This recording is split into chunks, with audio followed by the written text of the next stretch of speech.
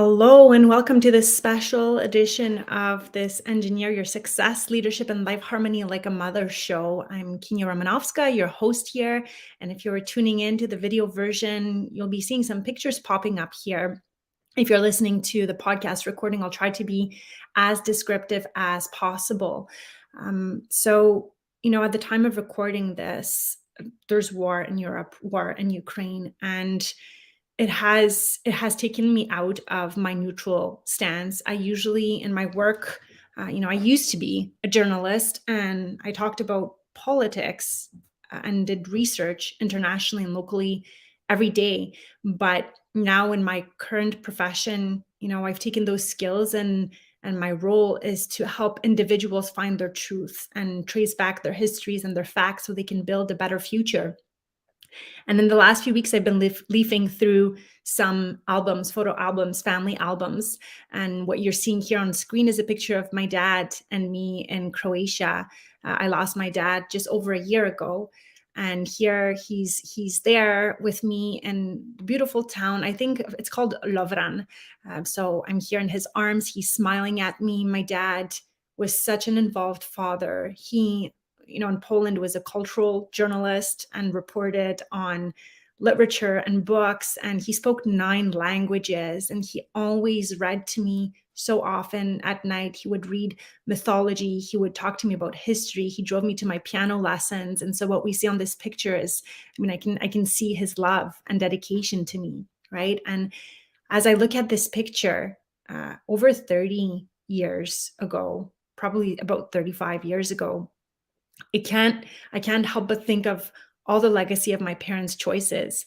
They left Poland that was invaded by a brutal communist Soviet regime in the 80s, packing, I don't know how many suitcases they have, but with a one-way ticket first to Sweden. And then they came to Montreal. And now I live in Edmonton in Western Canada, where I met my husband. But they made so many sacrifices for me to have a better life and for my children to have a better life. And this morning, as we were eating breakfast, and I was feeling so lucky to have hot water and a safe bed and not to be shelled. I look at this picture of Croatia, where just a couple of years later, a brutal civil war erupted. Right. So if you see the other pictures I'm going to show here. This I took in about 2006 or 7 when I was traveling. This is in Bosnia, so a neighboring country to Croatia, where genocide happened just a few years later. So it shows you how a country where there's peace. I mean, at that point, historically, I have to look back when Yugoslavia fragmented into separate countries. So I believe that the picture that I was showing you was actually still Yugoslavia at that time. I have to brush up on my facts. But just a few years later, genocide happened there, right? And you see here, I traveled also, it's Sarajevo. You see a cemetery here where so many people died during the war. And so with what's going on in the world right now, we can't take for granted the peace that we have. And what's going on right now is affecting every single one of us. So as somebody who comes from a country with a heritage of invasion and war, I really feel like it's my moral responsibility to talk about that with our audience and to speak up about what we can do and the privilege that we have as women, educated women in the Western world living in peaceful countries, to really be values-driven leaders, right? So I'll go back to the picture with my dad, with him smiling at me, and what I've learned from this. He was a very present father. And I want to pass on that legacy to my children. I see my father also being a very present father to my kids. But I think more than ever now, today, I realize how extremely lucky we are to live in a peaceful, prosperous country where we have the luxury to actually step back and ask ourselves, what kind of vision do we have for the future of our children? What kind of values do we want to instill in them? And count on peace and prosperity to be able to map out those scenarios, right? More than ever, I realize what an incredible privilege it is to do the work that I do, because generations before me made the choices they did, made the choices to ensure I had access to a really good education, that I had the chance to visit the world, to interact with positive people, to grow up in a peaceful country, right? And so the choices we are making today as parents, as citizens of the Western world, of peaceful democracies, are laying the groundwork. And in a few decades, your kids will look back on pictures like this and reflect on the legacy you build for them. And so I look at my vision, what I want for my family, what I would love for my boys, what I'm teaching about faith, love, and accountability, which are my core values. Why I decided to really speak up and put on, I'd say, my journalistic hat again, to connect on social media with my community and talk about my heritage and what it has taught me.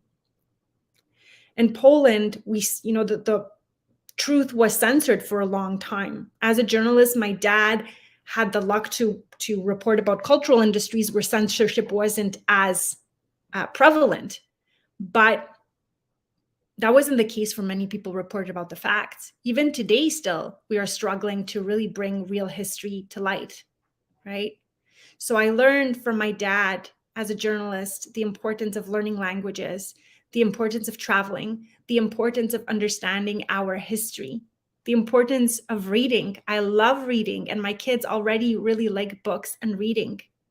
The importance of gratitude for what we have. When I look on my grandparents in Poland, they save the smallest things because there's always a risk of running out of things. And right now, as we're in a war, we might notice that too, shortages of supplies, prices going up, everything we took for granted until now might not be here. So what is the point of this message today? What is the point of this recording today? I know in my heart more than ever that it is our time as values-driven leaders, as women who have benefited from generations of sacrifices so that we could have better lives, to know what our values are, to know what kind of legacy we want to build for our children. We can envision, pictures like that in 25 years that our kids, in 35 years that our kids will look back on and say, this is what I learned from my parents. These are the values. This is why they made the decisions they made. This is how they stood up for those who were in situations of trouble, right? So today, my call to you is be that values-driven leader. Be the person who gives hope to others. Be the person who responds with courage to horrible things happening in the world. Be conscious of the legacy that you are building. Be conscious of our privilege to be able to have access to media, to speak about politics, to voice our dissent. When we take those things for granted, they start disappearing. They start being crushed by totalitarianism and dictatorship and war and destruction. So, what have you learned from your parents? What do you want to keep? What do you want to pass on to your children? What's the legacy that you want to build? What will your kids remember about your choices as a working parent in 25 years and 35 years? What values are guiding your choices? One constant that's been really present for me in the last few years is being conscious of my values. I don't always fully live up to those values of faith, love, and accountability, but I sure have them visible. I always ask myself, especially when it comes to faith, because we live in difficult times while we live in a privileged country. I mean, raising kids in a pandemic, facing grief during a pandemic, and then, hearing of war is a painful time to be in, right? But I constantly rely on my faith and then love and accountability to help drive my choices, even in the darkest of moments. So be that values-driven leader. If you are listening to this, if you're listening to this podcast or this recording or this video, it's because you are probably called to be a leader, or you are a leader, or many people have invested in you and your education and in your future, and you have a role to play in leading our communities and society today. Thanks for tuning in.